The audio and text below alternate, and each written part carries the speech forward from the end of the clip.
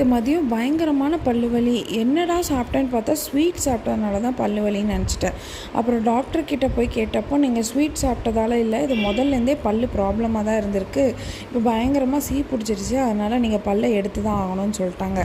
Root canal பண்ணலாம் அப்படின்னா root canal பண்ணுற ஸ்டேஜ் எல்லாம் தாண்டியாச்சு. நீங்கள் பல்லெல்லாம் ஃபுல்லாக எடுத்து ஸ்டிச் பண்ணோன்னு சொல்லிட்டாங்க.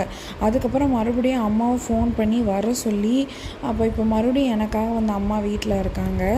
எந்த வலி வந்தாலும் தாங்கிடலாம். ஈவன் என்னோடய டெலிவரி பெயினை கூட நான் டாலரேட் பண்ணிடுவேன் போல். ஆனால் இந்த பெயின் என்னால் டாலரேட் பண்ணவே முடியல. தலையிலேருந்து தொண்டை வரைக்கும் பயங்கரமான வலி. எல்லோரும் இந்த மாதிரி தான் ஃபேஸ் பண்ணுவாங்க பல்லு வலி வந்தான்னு எப்போ தான் தெரிஞ்சுக்கிட்டேன். இந்த வலியை வந்து கண்ட்ரோல் பண்ணுறதுக்கே 3 மாத்திரை 2 இன்ஜெக்ஷன் போட்டதுக்கப்புறம் தான் வலியெல்லாம் ஃபுல்லாக கண்ட்ரோல் ஆச்சு. இனி நாளைக்கு போய் பல் எடுக்கணும்.